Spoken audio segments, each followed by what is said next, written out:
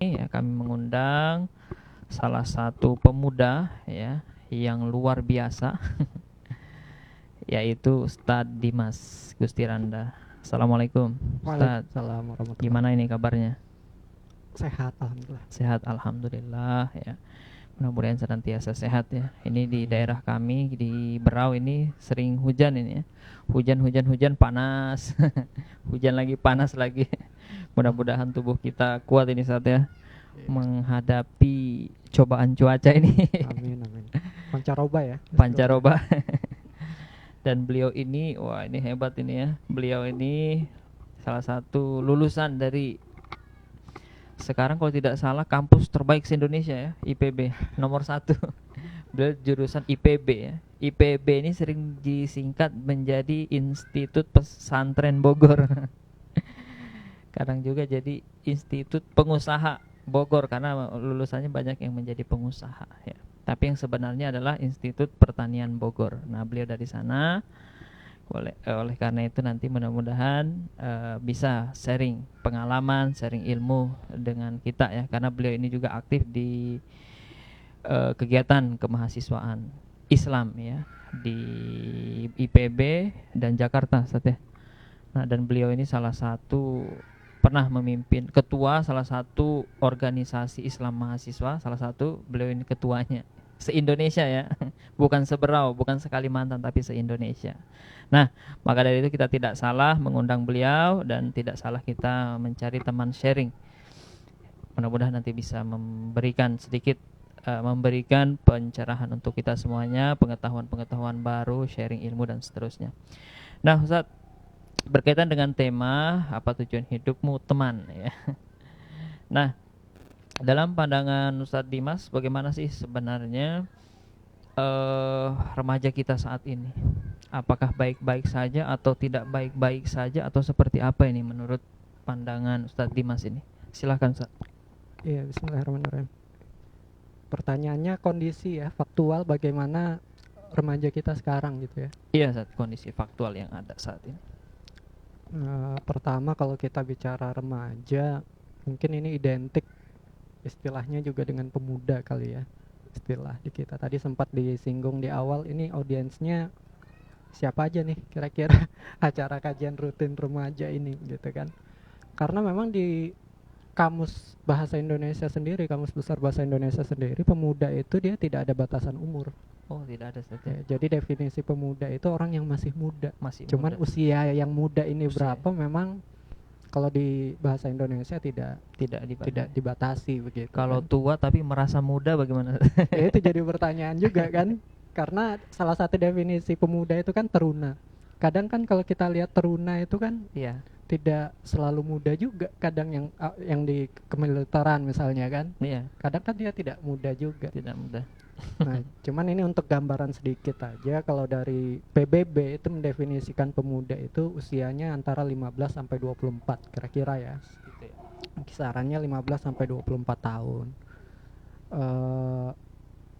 Ada yang titik fokusnya itu bukan pada usia, tapi lebih kepada peralihan. Misalnya peralihan dari dia anak-anak atau balik ke dewasa.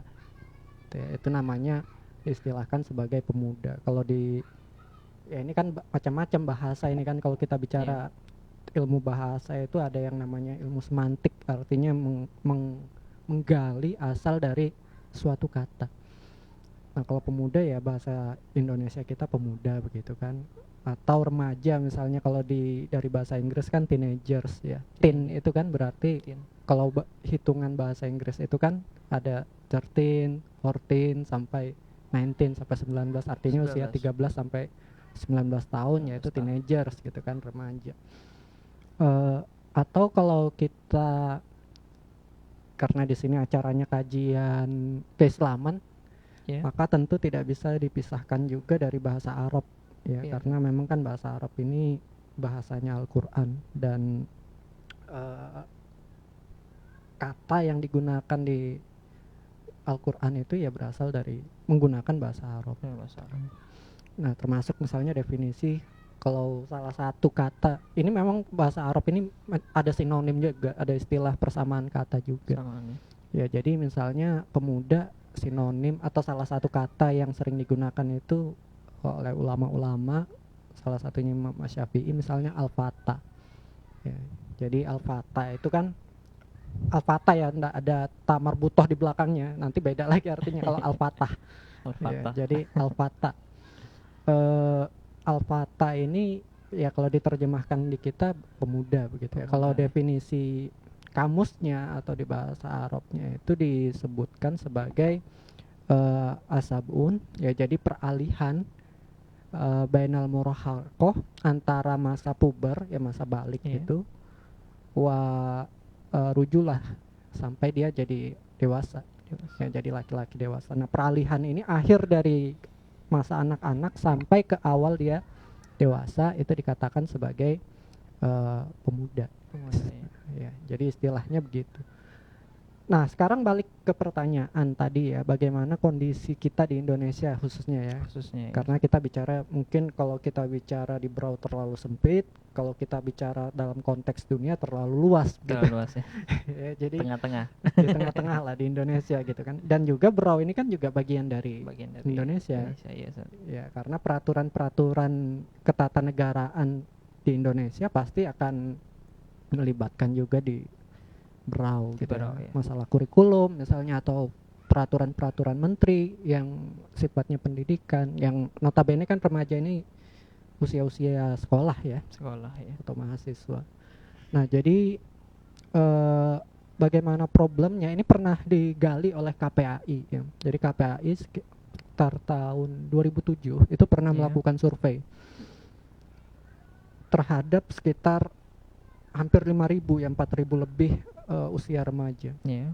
Dilakukan survei. Nah, usia remaja di sini SMP sampai SMA. Ternyata hasil survei itu di kota-kota besar ya, memang surveinya ini. Dan Brau mungkin belum termasuk. Sekitar 93% yang disurvei ini pernah melakukan tidak melakukan zina secara langsung, akan tapi aktivitas-aktivitas yang ke arah situ, mulai dari Mengarah. ciuman. Ya, jadi paling ringan itu levelnya ciuman lah kira-kira. Iya. Ya, jadi 93% pernah melakukan itu. Ya, bahkan yang SMP-nya ya, hasil survei tersebut 62% itu tidak perawan siswinya. 62% ya. SMP nih. SMP. Ya, Alhamdulillah. jadi SMP tuh ya kisaran 13 sampai 16 tahun 16 lah tahun, kira-kira. ya. Nah, lalu bahkan 21% itu pernah melakukan aborsi yang SMA. Alhamdulillah. Ya, jadi kalau 4.000 atau 5.000 lah kita ambil angka ke atasnya, 21%-nya itu kira-kira 1.000 orang ya, pernah melakukan aborsi. Aborsi. Ya, jadi itu luar biasa. Itu data tahun 2007. Lalu tahun lalu KPAI ditanya. KPAI itu Komisioner Perlindungan Anak ya. Komisi Perlindungan Anak Indonesia. Salah satu komisionernya itu ditanya, apa data 2007 ini masih relevan? Ya, terus dijawab sama salah seorang komisionernya itu bahwa iya, kita ini data, ini angka begitu ya. Ini untuk menunjukkan bahwa ada yang salah dengan sistem pendidikan anak-anak usia remaja ini. Ya, sehingga ya begitu kan. Nah, kan tapi salah ini kan dalam pandangan KPAI. Ya, apakah kemudian negara sendiri menganggap itu salah? Ya, itu masih menjadi tanda tanya bagi KPAI. Makanya mungkin mereka melihat apabila tidak ada respon yang bisa dianggap menurunkan angka tersebut, yang ngapain dilakukan survei begitu ya. Surveinya akan meningkat, dan itu memang dilakukan terus menerus ya, survei oleh lembaga-lembaga lain ya, termasuk lembaga-lembaga perguruan tinggi pun melakukan survei, dan ya angkanya justru mengalami peningkatannya. Ya. Kalau dulu di kota-kota besar, mungkin sekarang bahkan di kota-kota yang menengah atau kota kecil sekalipun gitu ya, karena adanya globalisasi, internet masuk desa, ya angka itu justru meningkat ya. Sampai ke desa. Sampai ke desa masalahnya. Kalau dulu kan mungkin kota-kota metropolitan ya, yang memang itu sudah terpapar dari tahun 80-an 90-an, sudah terpapar dengan budaya yang permisif, yang semuanya serba boleh. Ya begitu akhirnya begitu kan. Nah, kalau sekarang sudah sampai masuk ke level desa-desa. Nah, jadi itu kondisi yang masalah pergaulan. Belum lagi nanti kita lihat kondisi masalah narkoba. Narkobanya. Kaltim ini kan termasuk zona merah ya. Iya. Jadi kalau di BNN itu tahun lalu itu masuk 10 besar.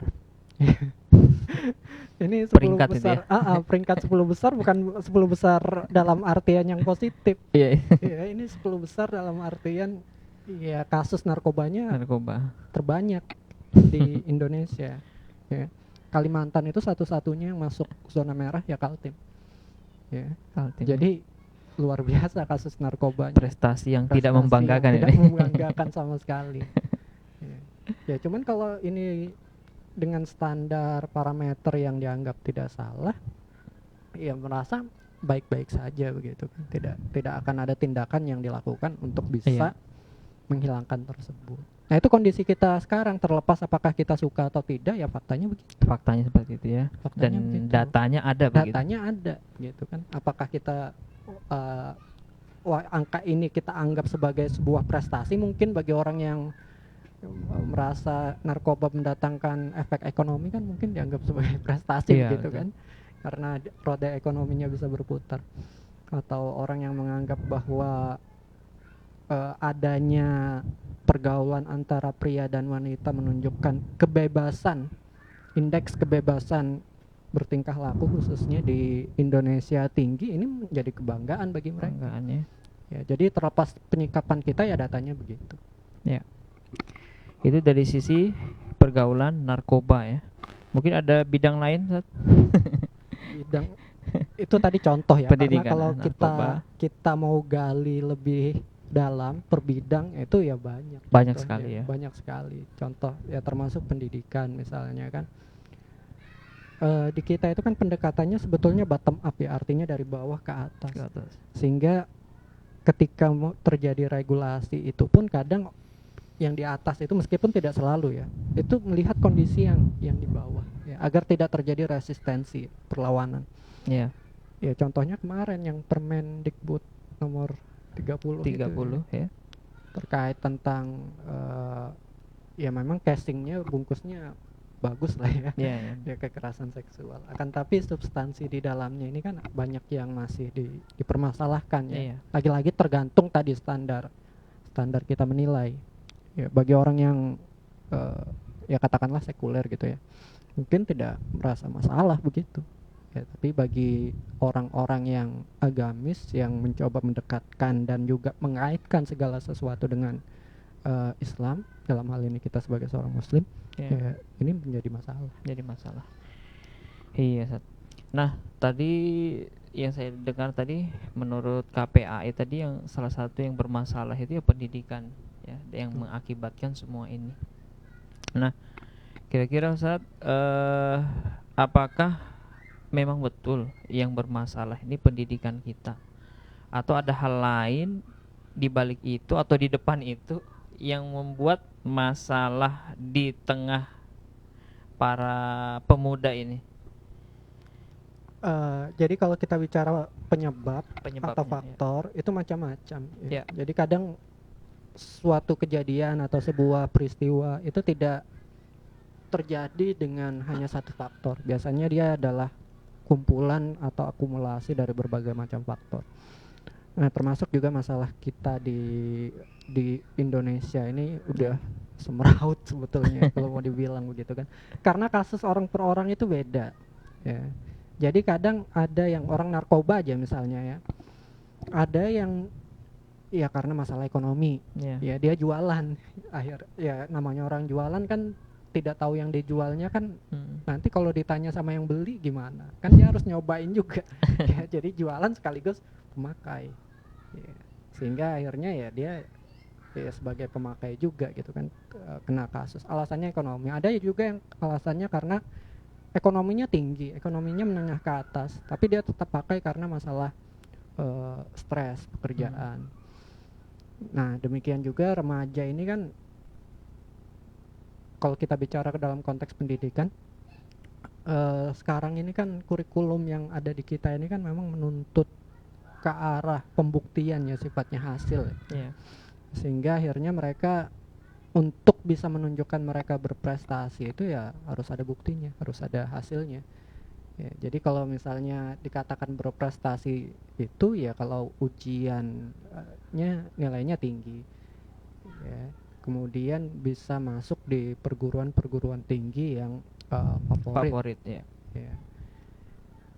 Nah ini kan menimbulkan beban sebetulnya ya. Apabila si remaja ini tidak sanggup menyikapi, kan nanti larinya kemana-mana juga. Kalau larinya yang ke positif sih alhamdulillah. Ya. Tapi kalau larinya yang ke negatif kan seperti narkoba ataupun seks bebas, ya ini kan juga hal yang tidak kita harapkan ya. Sebagai kakak, sebagai orang tua, hal-hal seperti ini tidak kita harapkan.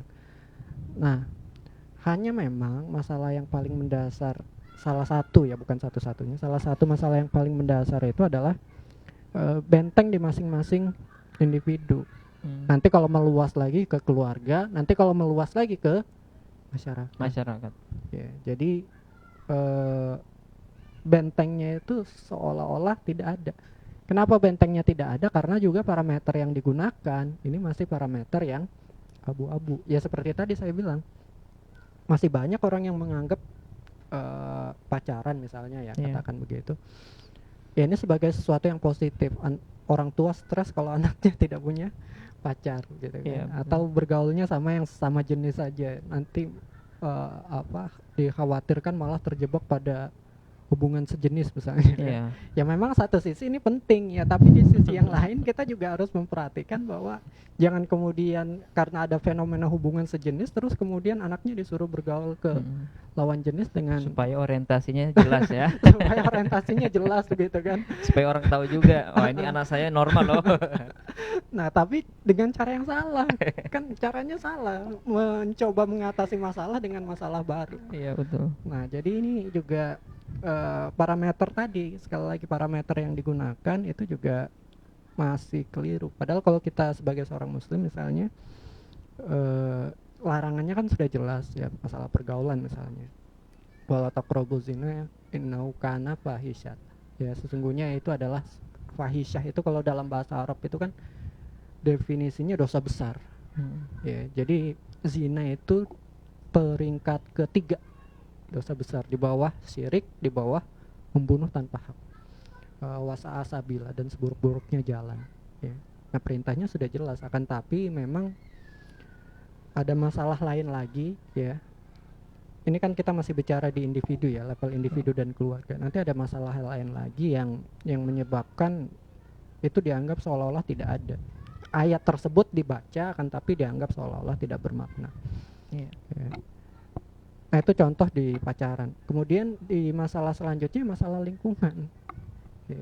Apalagi dunia remaja ini kan dunia yang katanya sedang mencari jati diri ya, jadi masalah lingkungan itu berpengaruh sekali.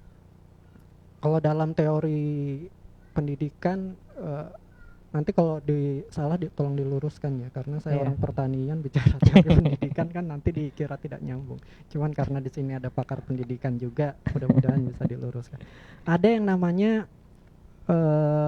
peer group acceptance ya, jadi penerimaan kelompok teman sebaya. Ya, jadi kalau mungkin di masa Ustadz Yusuf atau saya dulu remaja sempat ngetren dulu itu, ini contoh aja misalnya spion itu satu ya, jadi di motor itu pakai spion itu satu atau bahkan tidak pakai spion sama sekali gitu kan, yang trennya begitu gitu kan, karena ya namanya tren itu kan begitu, arus ya, jadi mainstream atau arus utamanya begitu. Nah sehingga kalau ada anak sekolah misalnya yang masih remaja yang atau usia baru awal masuk kuliah pakai motor spionnya 2, itu merasa insecure gitu kan. Kenapa insecure? Karena tidak sesuai dengan teman-teman sebayanya dia. Ya, pakai spion 1 ya. Teman-teman sebayanya pakai spion 1. Knalpotnya biasanya. Knalpotnya juga ya dimacam-macamin lah. Macam-macamin ya. Gitu kan. Nah, dia merasa tidak merasa ada yang tidak diterima dari dirinya ketika dia melakukan sesuatu yang sifatnya unik. Ya. Nah, ini kan masalah lingkungan. Ketika standar lingkungannya sudah keliru, teman-temannya misalnya pacaran semua, dia sendiri yang tidak pacaran. Ini kan masalah ya, nanti wah gimana nanti dibilang tidak laku segala macam. Nah, teman-temannya semua membuka aurat misalnya, dia sendiri yang tidak, dalam artian menutup aurat. Ini kan Menutup. juga jadi masalah ya. Dia yang namanya usia usia remaja ya begitu memang. Ya jangankan remaja, orang tua aja kadang begitu juga. Ya. Cuman puncak-puncaknya ya remaja ini tadi. Mm-mm. Ya, jadi puncak-puncaknya memang usia remaja tadi ini.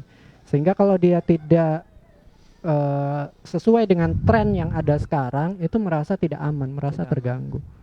Ya, ya tadi istilahnya insecure kalau bahasa anak-anak sekarang. Ya, jadi memang ini masalah. Nah, masalah yang paling utamanya karena lingkungannya masih menggunakan standar-standar yang tidak Islami.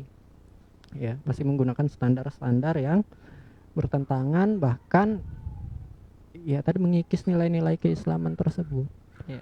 Ya, belum lagi misalnya kita lihat faktor eksternal. Itu kita bicara lingkungan teman-temannya gitu kan. Faktor eksternalnya dia nonton drama Korea, dia nonton film-film Hollywood yang tontonannya ya standar mereka kan namanya juga bukan orang muslim ya. Tentu Iya. tidak bisa kita bilang harus pakai standar Islam, ya dia sendiri akidahnya bukan muslim kan, bukan Islam. Gimana mau pakai standar Islam? Ya pasti standar yang dipakai ya standarnya mereka Standar begitu. mereka. Bukan standarnya muslim. Nah, kadang kan usia-usia ya tadi usia-usia remaja ini belum bisa memfilter ya. Mana yang hanya sekedar jadikan tontonan, mana yang bisa dibuat tuntunan gitu. Semuanya akhirnya ya dipakai buat tuntunan. Iya. Ya, kalau pacaran misalnya ya harus begitu gitu kan. Ininya aktivitasnya. Nah, ini juga dampak tadi begitu ya. Faktor lingkungan hanya dalam skala yang lebih luas. Lebih luas. Nah, kemudian yang selanjutnya ya masyarakat. Ya. Jadi aktivitas masyarakat ini baik masyarakat yang sifatnya sosial ataupun yang dia berupa institusi resmi. Ya kalau sosial itu kan kayak RT mungkin ya. Iya, RT. Jadi atau kajian kampung, pengajian kampung, majelis taklim itu kan sosial. Sanksi yang diberikan ya sanksi sosial Sanksi namanya, sosial. tidak mengikat begitu kan. Hmm. Ada juga yang sifatnya resmi, ya institusi resmi, pamong praja, kepolisian, pemerintah. Ya itu semua resmi karena sanksi yang diberikan sifatnya mengikat. Nah, kita hidup dalam budaya yang permisif, yang tadi yang serba semuanya itu serba boleh. Kalau dulu mungkin ketika ada laki-laki dan perempuan tinggal serumah digerebek Iya. ya kan. Kalau dulu. Kalau di kota-kota besar ya tidak ya. Jadi dari dulu di kota-kota besar itu laki-laki perempuan tinggal serumah dianggap biasa. Biasa ya. Cuman kalau sekarang sepertinya di kota-kota kecil sekalipun yang seperti itu juga mulai menular. Ya, mulai dianggap biasa. Jadi ketika ada laki-laki misalnya yang bukan mahram berkunjung ke tempat seorang perempuan ya tanpa didampingi mahramnya, menginap bahkan ya itu dianggap sebagai sesuatu yang biasa secara sosial. Ya. Nanti ketika misalnya ujung-ujungnya hamil ya katakan begitu, ya sudah dibiarkan begitu aja gitu kan. Bahkan kan yang paling parah itu masalah ini kita bicara sedikit agak lari dikit ya ke fikih misalnya. Iya. Karena kan perempuan dan pria ketika melakukan suatu hubungan di luar pernikahan dan kemudian si perempuan tadi mengandung anak, melahirkan anak, nasabnya ini kan tidak bisa ke bapaknya. Ya, secara fikih kan mayoritas ulama fikih ya begitu menyatakannya. Sehingga ketika misalnya nanti si anak misalnya perempuan mau dinikahkan, ya tidak bisa saya terima nikahnya Fulanah binti Fulan misalnya.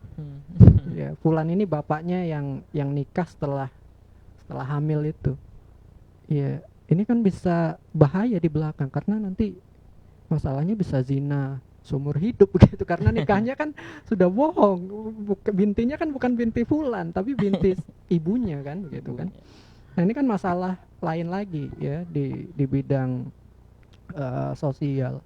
Ya, ini kita bicara dalam kacamata agama. Nah, jadi memang masalah-masalah yang terjadi di masyarakat ini ya faktornya tadi macam-macam memang. Ya, masalah di individunya ada, masalah di keluarganya ada, di lingkungannya ada, sampai bahkan di institusi yang sifatnya publik, Publik ya. ya institusi resmi. Ya tadi contohnya misalnya peraturan menteri pendidikan itu Ya. ya. Mas Sehingga Menteri. kalau ada konsen ya kalau ada persetujuan, Iya.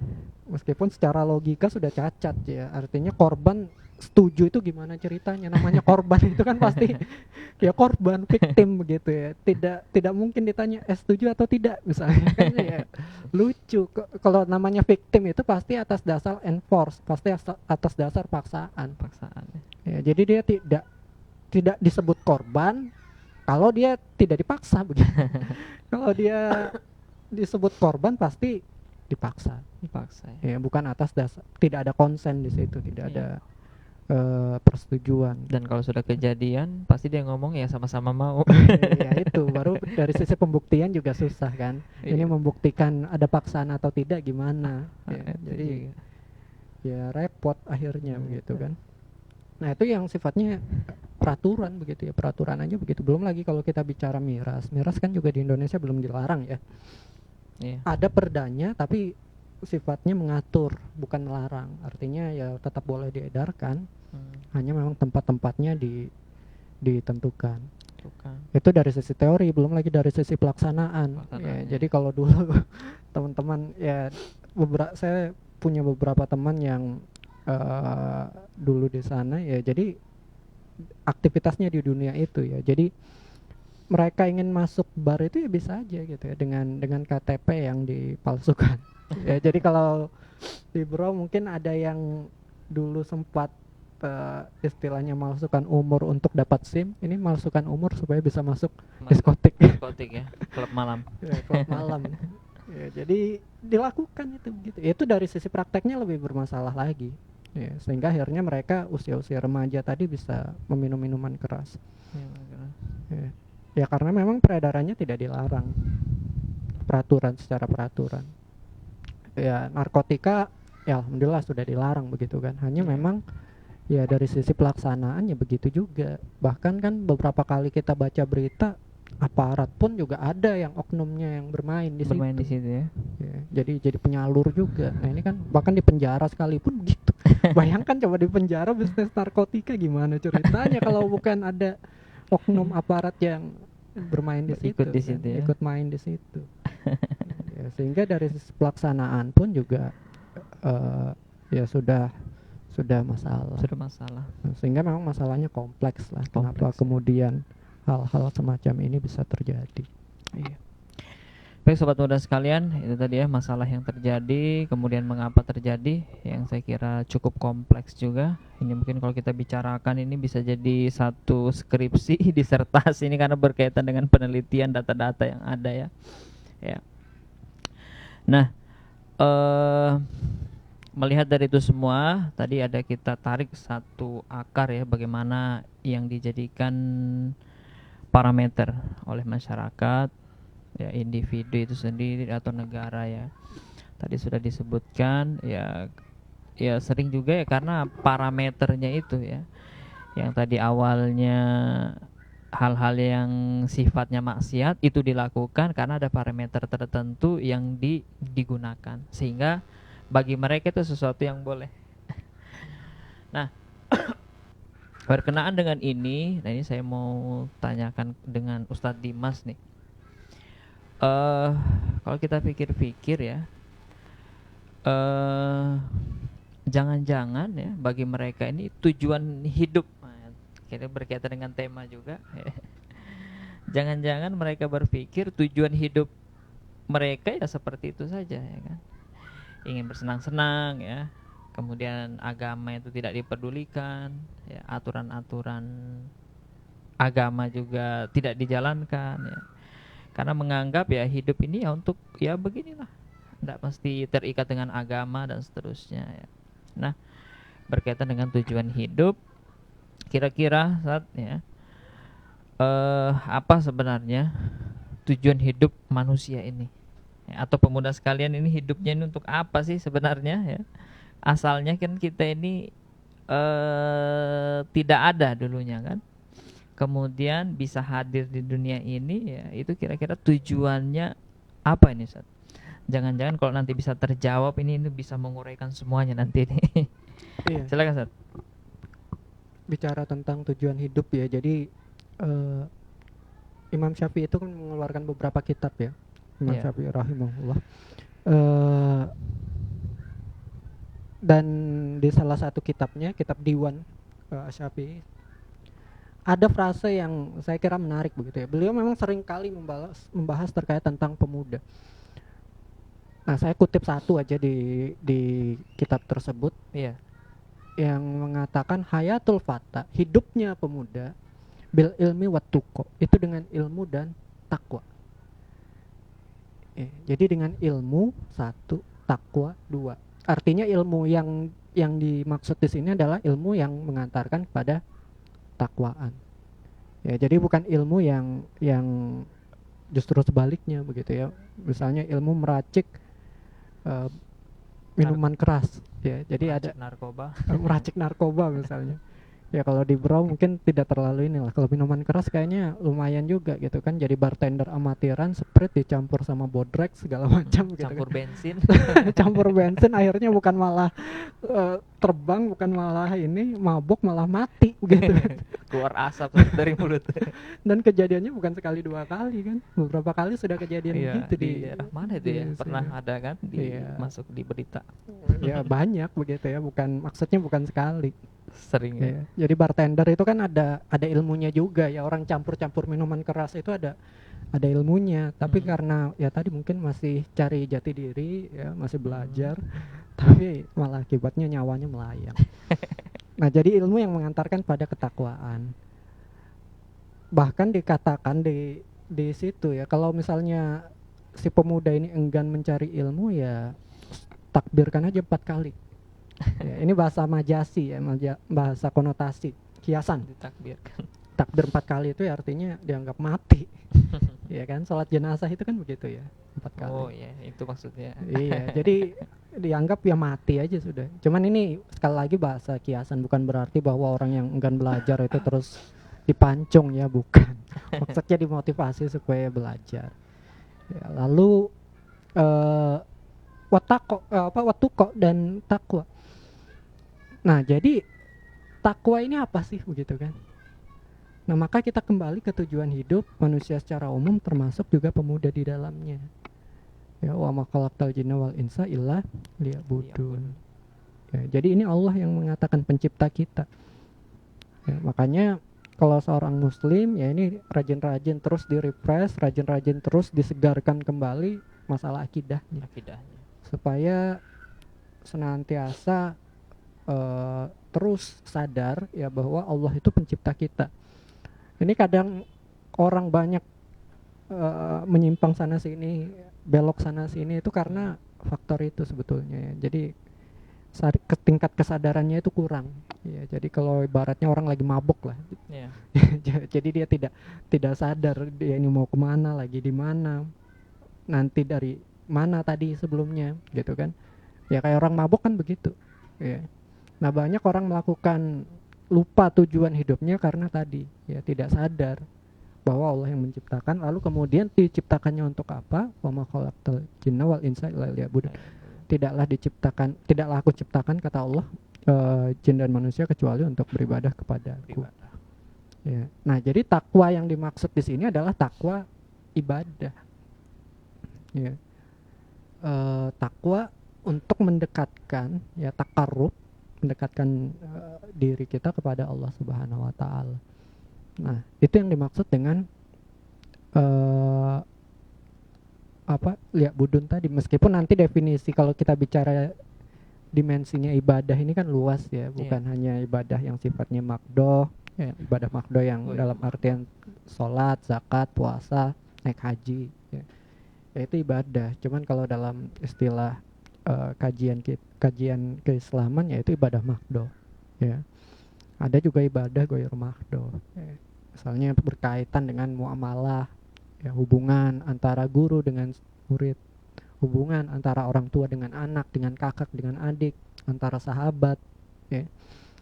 Ya itu semua ketika memang sesuai dengan apa yang ditetapkan oleh syariat, Kemudian juga tentu harus dengan niat yang baik ya, bukan dengan niat ria, sum'ah, ujub dan segala macam.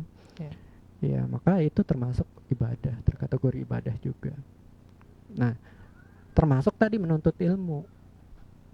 Ya, jadi menuntut ilmu itu pun yang pertama karena memang dia dibutuhkan agar ibadahnya ya betul gitu kan, sesuai syariat. Jangan sampai kemudian disuruh sholat misalnya tapi tidak tahu rukunnya sholat subuh 3 rakaat misalnya, ini kan ini juga begitu ya. Artinya ilmu itu dibutuhkan supaya bisa melakukan ketakwaan tadi, ibadah tadi. Iya. Nah kemudian menuntut ilmu sendiri pun juga bagian dari ibadah ya, jadi ibadah tersendiri. Nah sehingga memang ya begitu tujuannya pemuda itu, dalam hal ini khususnya pemuda begitu ya. Ya tujuannya menuntut ilmu, kemudian juga bertakwa. Ya bertakwa ini nanti untuk beribadah kepada Allah Subhanahu wa taala. Ya definisinya takwa kan begitu ya, menjauhi yang dilarang, mengikuti melakukan yang diperintahkan.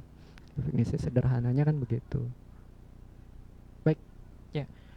Mungkin sedikit untuk mendalamkan yang ini tadi. Tadi kan tujuan hidup kita ibadah. Betul. Ya, yang tadi diperkhusus menuntut ilmu dan bertakwa. Kalau kita hubungkan orang yang memahami tujuan hidupnya untuk ibadah, dalam perbuatannya itu bagaimana, Ustaz? Parameter apa yang dia akan lakukan, yang dia pakai untuk yang menjadikan dasar dia dalam berbuat?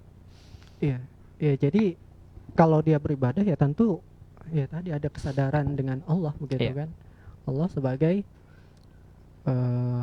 pembuat hukum.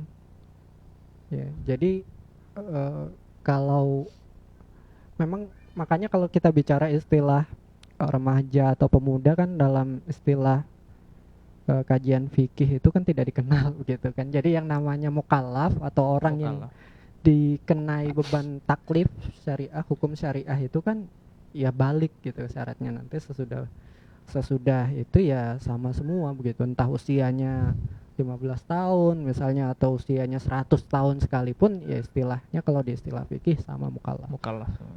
Ya. Nah hanya memang standar tadi ya yang digunakan yaitu kembali lagi gitu ya, standarnya itu standar Islam ya, bukan standar yang lain ya, Allah Subhanahu wa taala. Ini kan sebagaimana yang diinikan juga ya, dipertegas juga oleh Allah Subhanahu wa taala di Quran surah Al-Maidah ayat 3 misalnya contohnya. Al-yauma akmaltu lakum dinakum, hari ini telah kusempurnakan lakum dinakum, agamamu ya. Wa atmamtu alaikum nikmati, dan telah kucukupkan nikmatku, wa raditu lakumul Islam madina, dan juga telah kuridhoi Islam sebagai agamamu. Ya, artinya sudah cukup, nikmat yang sudah cukup itu adalah Islam yang sudah kamil, begitu kan, Islam yang sudah sempurna. Atau misalnya kalau orang di kita budayanya di Indonesia khotamul Quran ya, biasanya itu kan ada yang dibaca itu ya. Salah satu yang dibaca itu kan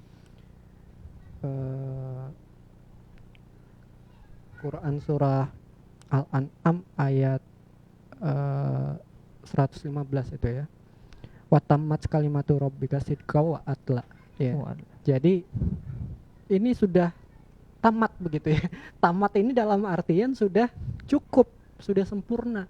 Bukan dipaksakan cukup begitu ya, kan, tapi memang sudah betul-betul sempurna. Wa tammat kalimatu rabbika Allah. Jadi sudah sidqa wa adla ya, jadi secara benar dan juga adil. Nah, jadi pasti Islam itu dalam hal ini yang salah satu nasnya atau sumber hukumnya adalah Al-Quran, pasti memiliki sifat sidik ya, dan juga adil. Jadi benar dan adil. Wala mubadila li kalimati, dan tidak ada yang bisa mengubah kalimat di kalimat Allah tersebut gitu kan, karena kita bicaranya kan konteksnya Al-Quran ya. Al-Quran itu kalamullah. Wa huwa sami'un alim, dan Allah itu maha mendengar lagi mengetahui. Nah jadi standar yang digunakan ya tadi jangan cuman sekedar, maksudnya jangan cuman sekedar dijadikan rutinitas tiap khotam Quran kemudian kita baca tadi gitu kan, wa tammat kalimatu rabbik. Ada Nah, juga saat hmm? setelah tamat itu enggak ngaji lagi Sat. Kan tamat. Ya, jadi makanya istilah yang digunakan khotam sebetulnya ya. Khatam ya. Jadi khotamul Quran bukan Khotmil. ya, jadi bukan dalam artian tamat tidak ngaji-ngaji lagi ya, atau tidak tilawah lagi begitu ya. Karena kan ya ilmu itu kan harus bukan hanya sekedar ditambah tapi harus dijaga Dijaga. ya, dipelihara. Nah, menjaganya dengan cara mengulang-ulang gitu ya. Salah satu cara untuk menjaga ilmu itu kan dengan ya mengulang gitu kan. Sehingga ilmu itu tetap ada pada kita ya. Jangankan kita lah, sekelas sahabat Sayyidina Umar aja ketika terlihat betis seorang wanita, Umar bin Khattab ya, ketika terlihat betis seorang wanita itu bisa lupa hafalan begitu. Nah, gimana ceritanya kalau tidak dibaca lagi begitu? Pasti harus dibaca lagi, harus dihafal lagi. Nah, sehingga memang apalagi kita ya tetap harus dipelihara. Nah, ilmunya itu harus tetap dijaga, karena menuntut ilmu tadi kan meskipun tidak, sekali lagi bukan hanya kewajibannya untuk pemuda, karena kan perintahnya tolabul ilmi itu kan minal mahdi ilal lahdi ya, dari buayan sampai ke liang lahat ya, jadi artinya sepanjang usia. Tapi ya terus, pemuda ini kan usia-usia produktif ya. Makanya kenapa dikatakan oleh PBB dikategorikan sendiri usia tersebut, dan pemerintah juga ada kategorinya sendiri, karena memang usia tersebut usia produktif ya, sehingga untuk melakukan aktivitas belajar, menuntut ilmu, menghafal, dibandingkan dengan usia yang 17 tahun dengan kondisi yang sama ya, bukan nanti kalau dibandingkan sama yang cacat mental ya beda pasti ya. Ini dengan kondisi yang sama ya, usia yang masih muda tadi yang lebih mudah, cepat ya, lebih cepat dalam menghafal gitu ya. Baik sobat muda dimanapun berada ya, kita sudah dapat jawabannya tadi, dan ada beberapa poin ya. Tujuan hidup kita ibadah ya, nanti gambarannya yaitu orang-orang yang tadi menuntut ilmu, takwa, dan orang yang memahami tujuan hidupnya ini tadi, yakni ibadah, yang dia jadikan parameter hidupnya itu adalah Islam. Ketika Islam, ajaran Islam mengatakan ini tidak baik, ya dia tidak akan melakukan ya. Kalau Islam mengatakan ini baik, ya itu nanti yang akan kita laksanakan dan seterusnya, dan kembali lagi nanti dengan hukum-hukumnya. Nah, Ustaz Dimas, kira-kira apa nih pesan-pesan untuk pemuda ini yang menyaksikan ini? Sekalian closing statement ya. Sekalian closing. Okay. Ya, jadi ya tadi memang masalah pemuda ini kan, kalau saya boleh titik fokuskan ya. Ya. Dalam pertemuan ini mungkin saya fokuskan ke pergaulan dengan teman-temannya yang tadi ya, penerimaannya dia. Kadang orang itu ada keinginannya mau baik, cuman terbesit perasaan, wah nanti saya beda dong sama teman-teman yang lain gitu kan. Nanti dibilang so alim, nanti dibilang so beriman segala macam gitu. Namanya olok-olokan kan di dunia anak-anak kayak gitu wajar kan ya. Bukan suatu yang, kadang juga olokannya enggak sampai ini juga sih, bukan dalam artian menghina sebetulnya, tapi ya namanya usia begitu asal nyeplos aja. Nyeplos ya. Nah, tapi ini menimbulkan efek ya. Orang jadi agak takut untuk berlebih-lebihan dalam tanda petik ya, ketika belajar agama khususnya. Padahal kan pendidikan kita dari dulu kan ada imtak, ada iptek. Jadi iman, takwa, kemudian ilmu pengetahuan dan teknologi. Nah, hanya di lapangan ini ternyata yang lebih dominan ipteknya. Ya, jadi imtaknya ini seolah-olah ini urusannya pesantren, ini urusannya sekolah-sekolah yang memang ada melekat nama Islam di situ. Kalau kita di umum ya itu anak-anak rohis saja lah. Iya, kalau di umum ya anak-anak rohis saja begitu kan, sehingga akhirnya yang lain itu merasa Ya tadi mereka berkumpulnya dengan lingkungannya yang mereka saja, yang lingkungannya itu punya pola pikir dan juga pola sikap yang masih belum Islami begitu kan. Iya. Ya karena menuntut ilmunya saja tidak, gimana mau tahu pola pikir dan pola sikap yang Islami. Nah, saya mungkin mengutip aja sedikit ya. Tadi di Al-Quran surah Al-An'am 115 yang tadi disampaikan itu kan, wa tamat kalimatu rabbika sidqa wa adla itu. Nah, di ayat 116-nya itu Allah mengingatkan kita. Ya, di surah yang sama Al-An'am ayat 116, satu ayat sesudahnya. Itu Allah mengingatkan kita, manusia secara umum ya, memang yang diingatkan itu. Wa in ta'tu aksaram mangfil ardi, apabila kalian itu mengikuti kebanyakan orang di muka bumi, yudil luka min sabilillah, yudil luka an sabilillah, maka dia akan menyesatkan kamu dari jalan Allah. Sabil Allah. Ya, jadi kalau kita memang ini konteksnya ayat tersebut bicara ketika banyak orang yang memakan makanan yang haram. Iya. Ya. Cuman kan sekarang kan banyak juga kita lihat ya, orang bukan malu kayaknya makan babi atau minum minuman keras itu malah jadi semacam kebanggaan. Iya, diposting, Ya, diposting. di Instagram, Di Instagram atau di Facebook atau sosial YouTuber media ada lainnya. juga yang YouTuber gitu kan diposting, jadi kebanggaan. bangga deh. Nah, Allah mengingatkan kita kalau mengikuti kebanyakan manusia, maka mereka itu akan menyesatkan kita dari jalan Allah. Nah, sehingga kadang kita itu butuh menjadi orang yang unik, berbeda, dalam artian yang positif tentu saja ya. Bukan kemudian teman-temannya taat terus kita sendiri yang maksiat, itu unik, yang salah juga ya. Salah. Tapi kalau teman-teman kita tidak taat, belum paham dan juga belum menjalankan agama ini secara benar, maka jangan kemudian berkecil hati ya, karena Allah mengingatkan kita tadi ya, kalau kita ikuti teman-teman kita, yang rugi bukan teman-teman kita saja ya, kita sendiri juga jadi ikut-ikutan rugi kan. Mereka maksiat, kita ikut maksiat.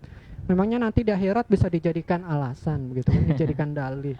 Kenapa dulu tidak sholat? Oh, teman saya dulu tidak sholat misalnya.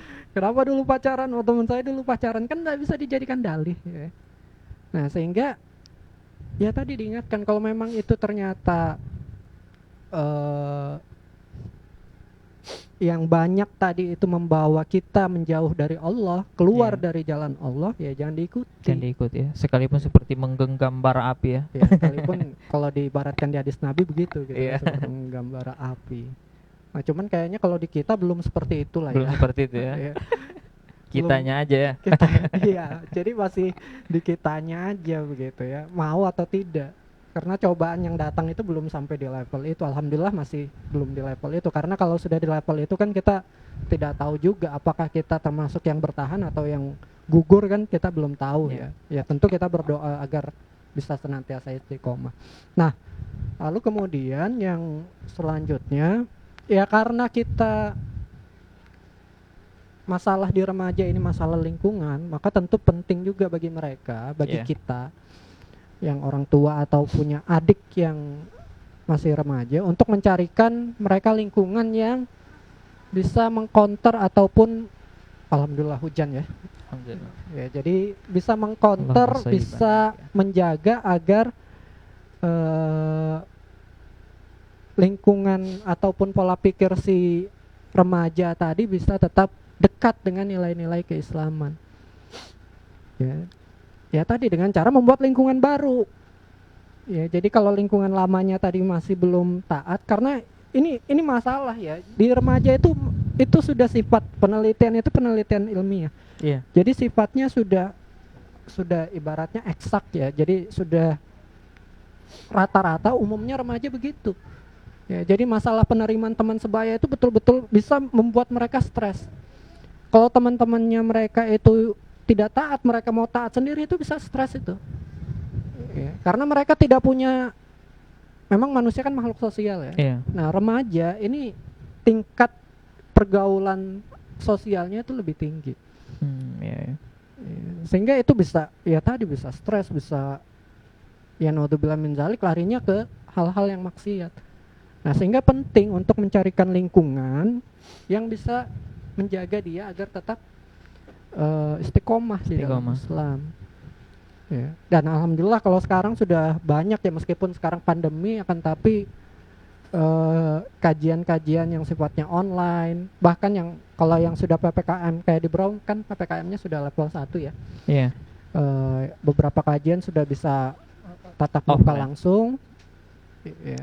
Ya itu bisa menjadi wahana atau wasilah mereka untuk tetap istiqomah tadi.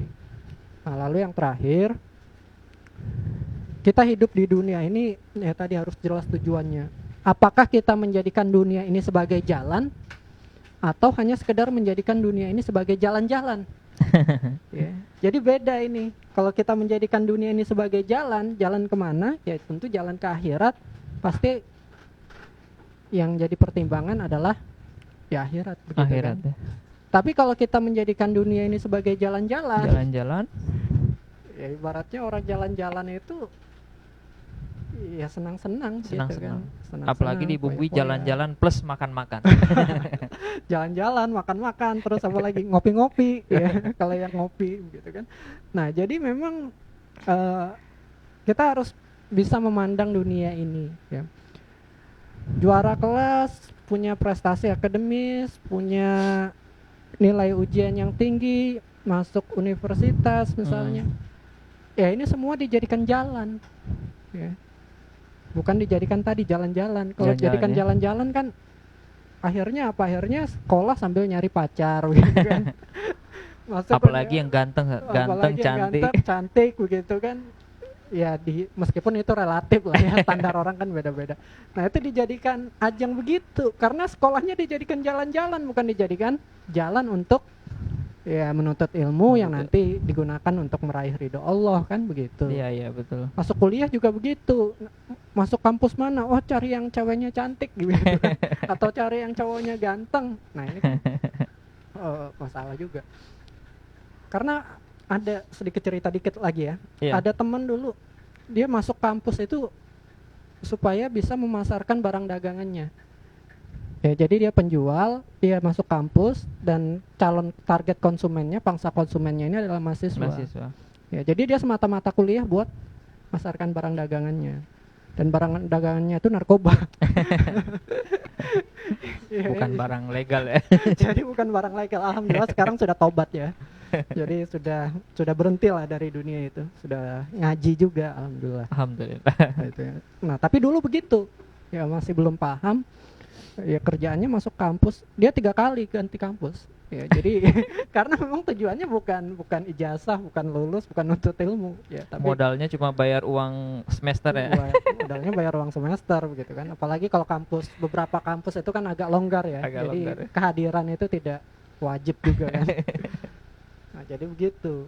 Jadi kita jadikan dunia ini sebagai jalan untuk meraih ridha Allah Subhanahu wa taala. Allah Subhanahu wa Gitu. taala. Baik, terima kasih Ustaz Dimas. Saya kira tadi poin-poinnya sudah bisa ditangkap ya. Istiqomah, pahami jalan hidup kita, tujuan hidup kita apa. Ya, kemudian terakhir tadi jadikan hidup kita di dunia ini sebagai jalan. Jalan untuk apa? Kata beliau, jalan untuk menuju akhirat atau kehidupan setelah kehidupan dunia ini ya, agar nanti di sana kita mendapat tempat yang baik yang diridhoi oleh kita mendapat kebahagiaan di sana. Nah, oleh karena itu sobat muda sekalian, mari jadikan hidup kita beribadah kepada Allah, karena tujuan hidup kita adalah sebagaimana ayat tadi yang disebutkan, wa ma khalaqatul jinna wal insa illa liya'budun, dan tak kuciptakan jin dan manusia kata Allah kecuali untuk menyembah kepadaku. Dan orang-orang yang memahami tujuan hidupnya sebagai ibadah ini, dia akan mengerti ya, tahu apa sih parameter yang harus digunakan, yaitu apa tadi? Islam. Dan agar semakin kita pahami keislaman ini ya, kita mesti belajar terus belajar ya, ngaji ya. Kemudian untuk menjaga diri kita dan pergaulan kita, ya kita harus buat atau ngumpul di komunitas-komunitas yang baik, ya. Komunitas ngaji, ya, komunitas-komunitas yang mengajak kita mendekat kepada Allah Subhanahu wa taala, ya. Jadi komunitas yang seperti itu, ya. Dan kita juga sebagai orang-orang yang faham, ya, ya kita juga bagaimana berupaya menyiapkan komunitas-komunitas yang bisa mengajak teman-teman remaja lain untuk ngaji, ya, begitu ya. Salah satunya yang bisa kita gunakan adalah